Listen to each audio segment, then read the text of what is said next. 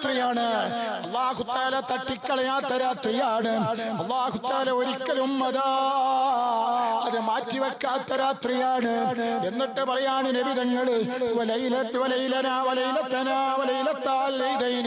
രണ്ട് പെരുന്നാൾ രാത്രികളാണ്.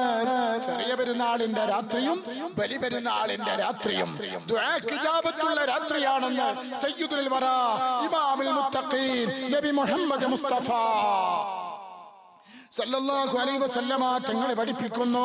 എന്നിട്ടതാ ആ രാത്രിയുടെ പ്രധാനപ്പെട്ട രാത്രിയാണല്ലോ. ആ 5 രാത്രികൾ എണ്ണിയ കൂട്ടത്തിൽ പ്രധാനപ്പെട്ട രാത്രിയാണ് ഇന്നും നാളെയും. വെള്ളിയാഴ്ച രാവ്, നാളെ ബറാത്തിന്റെ രാത്രി അല്ലേ? ദുആക്ക് ഉത്തരം കിട്ടുന്ന രാത്രി. സുബ്ഹാനല്ലാഹ്. ആ രാത്രി തൂബാ ലിമൻ റക ഫീ ഹാദിഹിൽ ലൈല. സുബ്ഹാനല്ലാഹ്. നേരം പുലരുന്നത് വരെ, രാത്രിയുടെ ആദ്യം മുതൽ പ്രഭാതം പുലരുന്നത് വരെ അതാ വിളിച്ചു പറയുന്നു ലുഹുബാലിമൻ, ഒരാൾക്കാണ് സന്തോഷം. ഈ രാത്രിയിൽ ആരാണ് റുക്ഉ ചെയ്യുന്നവൻ അവനാണ് സന്തോഷം. തൂബാലിമൻ സജദ ഫീ ഹാദിഹിൽ ലൈല, ഈ രാത്രിയിൽ ആരാണ് സുജൂദ് ചെയ്യുന്നവൻ അവനാണ് സന്തോഷമാകുന്ന സന്തോഷമൊക്കെയും. തൂബാലിമൻ ദഅ ഫീ ഹാദിഹിൽ ലൈല, ഈ രാത്രിയിൽ ആരാണ് പ്രാർത്ഥിക്കുന്നത്, ഈ രാത്രിയിൽ ആരാണ് ദുആ ചെയ്യുന്നത്, റബ്ബിനോട് 2 കൈയും നീട്ടി പൊട്ടിക്കരയുന്നത് അവനാണ് സന്തോഷം. തൂബാലിൽ ഫീ ഹാദിഹിൽ ലൈല, ഈ രാത്രിയിൽ ആരാണ് ദിക്ർ ചൊല്ലുന്നവൻ അവനാണ് സന്തോഷമാകുന്ന സന്തോഷമൊക്കെയും. തീർന്നിട്ടില്ല. തൂബാ ലിമൻ ബക്കാ മിൻ ഖശിയത്തില്ലാഹി ഫീ ഹാദിഹിൽ ലൈല, ആരാണ് ഈ രാത്രിയിൽ അല്ലാഹുവിനെ പേടിച്ച് സ്നേഹിച്ച് കരയുന്നവൻ അവനാണ് സന്തോഷമാകുന്ന സന്തോഷമൊക്കെയും.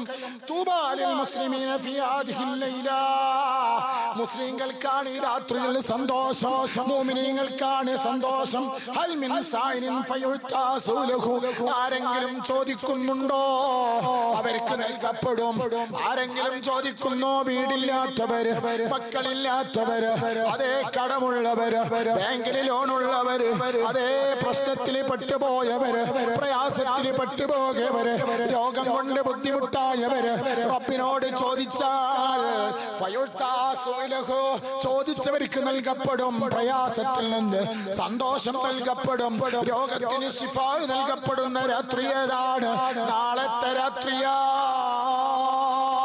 നബി മുഹമ്മദ് മുസ്തഫ എന്നിട്ട് പറയാണ് ഹൽ മിൻ മുസ്തഗ്ഫിറിൻ ഫയഗ്ഫിർ ലഹു, ആരാണ് ഇന്നത്തെ രാത്രിയിൽ അതാ ഇസ്തിഗ്ഫാർ ചൊല്ലുന്നവൻ, അസ്തഗ്ഫിറുല്ലാഹൽ അസീം എന്ന് പറയുന്നവൻ അവനിക്ക് അല്ലാഹു തആല പൊറുക്കപ്പെടുന്ന ദിവസമാണ്, രാത്രിയാണ്. സുബ്ഹാനല്ലാഹ്. നബി സല്ലല്ലാഹു അലൈഹി വസല്ലമ തങ്ങളെ പഠിപ്പിക്കുന്നു, ഓ പ്രിയപ്പെട്ട മുഅ്മിനീങ്ങളെ, ഈ രാത്രിയുടെ പവർ എന്താണ്? ആയിഷ ബീവി റളിയല്ലാഹു തആല പറയുന്നു, എന്താ പറയുന്നത്? ഒരു രാത്രി നബിയെ കാണാതായി. ഒരു രാത്രി നബിയെ കാണാതായി. ഞാൻ അന്വേഷിച്ചിറങ്ങി. എന്റെ വീട്ടിൽ താമസിക്കുന്ന രാത്രി 2 പേരും ഒന്നിച്ച് കിടന്നുറങ്ങി. കുറച്ചു കഴിഞ്ഞപ്പോൾ നബിയെ കാണുന്നില്ല. സുബ്ഹാനല്ലാഹ്.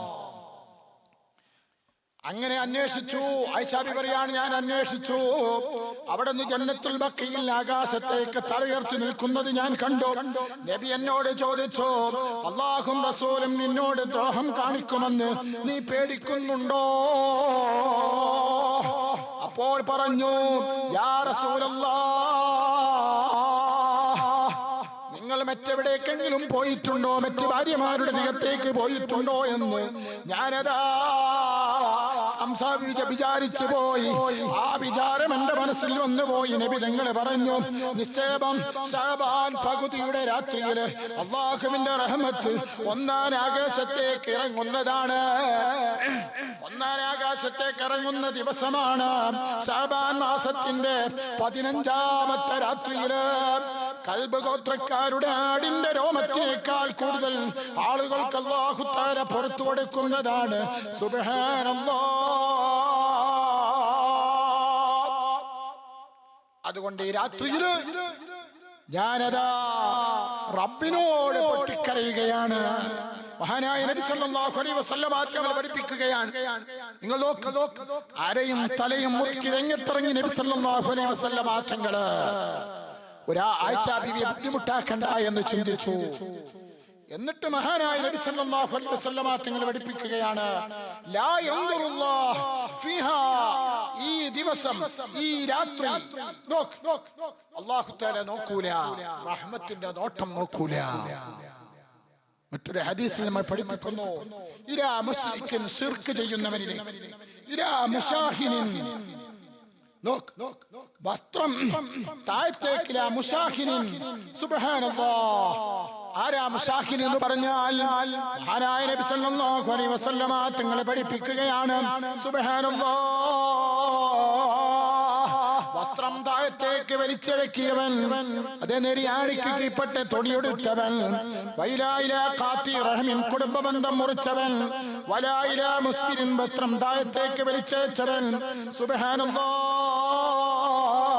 മാതാപിതാക്കളെ ബുദ്ധിമുട്ടാക്കിയവൻ, മദ്യവുമായി ബന്ധപ്പെടുന്നവൻ, ഇവരിലേക്കൊന്നും റബ്ബ് നോക്കൂല.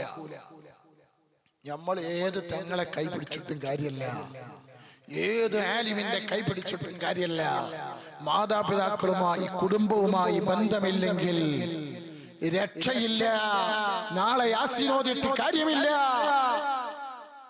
നമ്മളെ മനസ്സുകൊണ്ടോ നാവ് കൊണ്ടോ കൈ കൊണ്ടോ കാലുകൊണ്ടോ ഒരു മുസ്ലിമിനെ വേദനിപ്പിച്ചിട്ടുണ്ടെങ്കിൽ ആ മുസ്ലിമുമായി പൊരുത്തപ്പെടിക്കാതെ യാസീനോദിട്ട് കാര്യമില്ല, ബറാത്തിന്റെ നോമ്പ് നോച്ചിട്ട് കാര്യമില്ല.